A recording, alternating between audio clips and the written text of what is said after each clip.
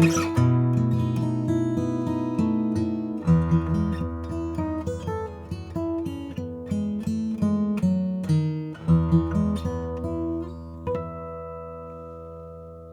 guys, welcome. This is a Boucher Bluegrass Goose BG-42T-G. This has Brazilian mahogany back and sides that are torrified. That's what the T stands for. Beautiful back stripe on that. Beautiful grain on the mahogany, even with the reflections of the lights. The top is a 4A grade Adirondack spruce top, which is also torrified. And the strings on it, the reason I'm doing this demo, a friend of mine asked me to try out the Daddario XS Bluegrass gauge set. Those are medium bottoms on the wound strings, so 13s, and the high strings, the plain strings, are light gauge, so they go up to 0.012, 12 on the high string. I'm really impressed. I've had these strings on for about 30 minutes of playing time. I put them on last night, but they sound rich and full, and not having that new string zing that we get from a lot of untreated strings like Daddario EJ17s, for instance, where they sound best after you've played them in for 3 or 4 hours. These sound pretty darn good right out of the gate. I'm using a blue chip TAD 40 pick. This is a little thicker than the prime tone 0.73 millimeter that I use a lot. Sometimes I use those thinner picks to get more detail, but are you hearing any lack of detail in this guitar? I'm not. What's unique and special about the Bluegrass Goose BG-42T-G models and the GMs, which have the master grade tops, these guitars, I dare say they almost bridge a gap between mahogany and rosewood in the same guitar. And what I mean by that is mahogany usually has a dry, rich fundamental, and this has that rich, low E string sound. That's there, but what they do is they also have a lot of sparkle and some harmonic overtone content without being overly jangly like a rosewood guitar, all in a mahogany dreadnought guitar. Absolutely remarkable what the folks at Boucher are doing. Robin Boucher is just one of the most brilliant builders making guitars today. It's December of 2025. And I've had this guitar since March of this year, and it just continues to impress and to inspire. It's musical, it's rich, it's harmonic. I didn't start this video actually to be a Boucher fanboy, but if you own one of these guitars, how can you not be? They are just that good.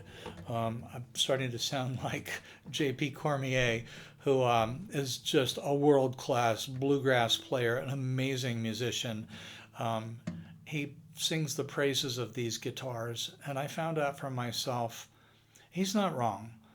You know, like him or love him, I admire, respect the man. I think he's probably a great human being, and he knows good guitars, and he could certainly showcase the best that they have to offer, even better, well, way better than I can. So that's the Boucher BG-42T. While I'm playing that, while we're here, let me do a quick comparison to another interesting guitar. Now this is apples and oranges. This is an Indian rosewood Adirondack guitar built by Huss Dalton. This is the TDR Pilgrim. So large sound hole, as you can tell the way that the fingerboard kind of juts out and into the sound hole. It's not because it's any longer, it's because the sound hole is actually bigger. This is the throwback to the Tony Rice Clarence White guitar, the old Martin guitar that Tony Rice has made famous. And this guitar, I would say, bridges a gap between kind of the jangly, overtone-laden rosewood dreadnoughts that we know, but maybe with more of a fundamental sort of sound. So let's have a listen to this.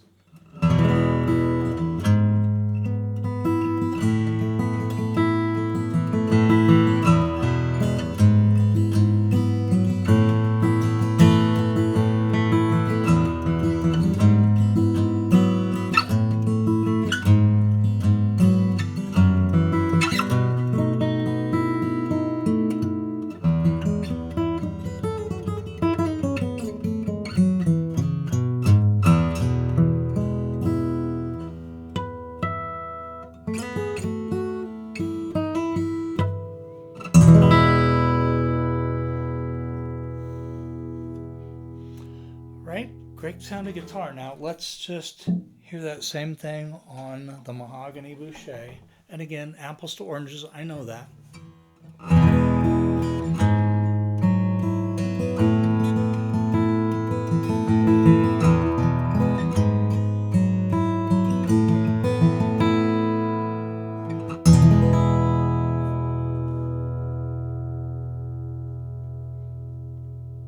There's maybe a little bit more volume. There's a breathiness in this guitar. It's maybe it's a resonance and a depth of tone that I'm hearing and feeling while I play it. Hopefully that's coming across in the recording. Just exceptional. The Huss Dalton, and again, I know it's apples to oranges, but yeah, that's good. I'm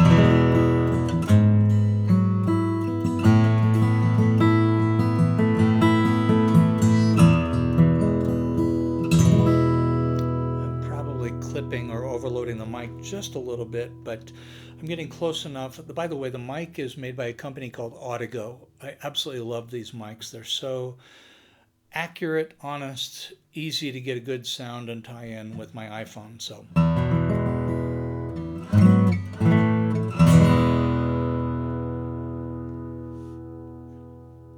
all right, I'm just going to leave it there. Really largely I wanted to showcase that Bluegrass set of Daddario XS strings on the Boucher and showcase the Boucher, but I also wanted to cast a little counterpoint to this Huss Dalton TDR. Actually, before I go, just one more thing, since it's here. This is my Boucher Studio Goose. It's the SG-52. So this is my Rosewood back inside Dreadnought by Boucher with a master grade Adirondack top. These are the 12.5 on the high strings and 54 on a low. So this is sort of a medium light gauge string. I'm sorry, yeah. Well, sort of in between mediums and lights.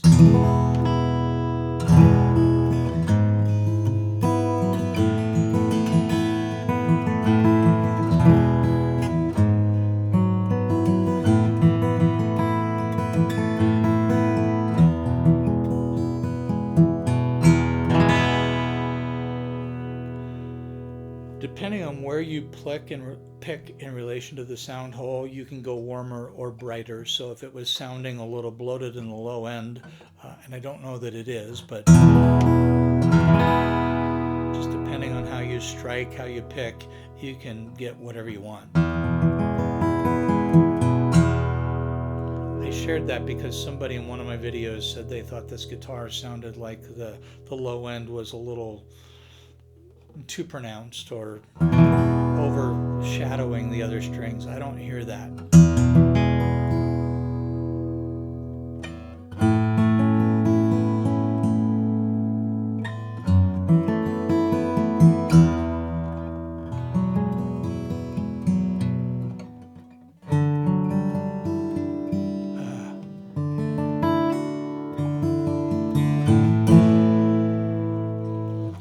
Since I'm playing the Rosewood, let's just hear.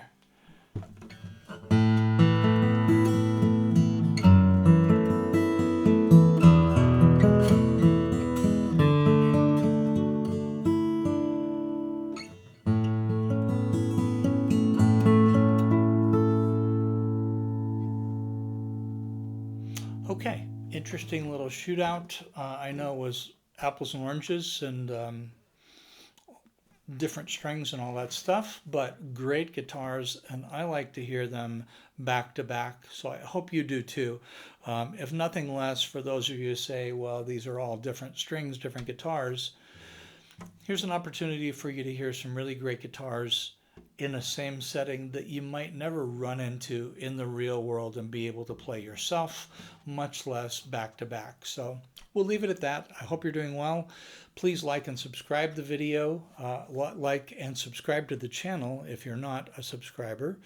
Welcome all of your comments. I always appreciate everything you guys share. I try to respond to all of them.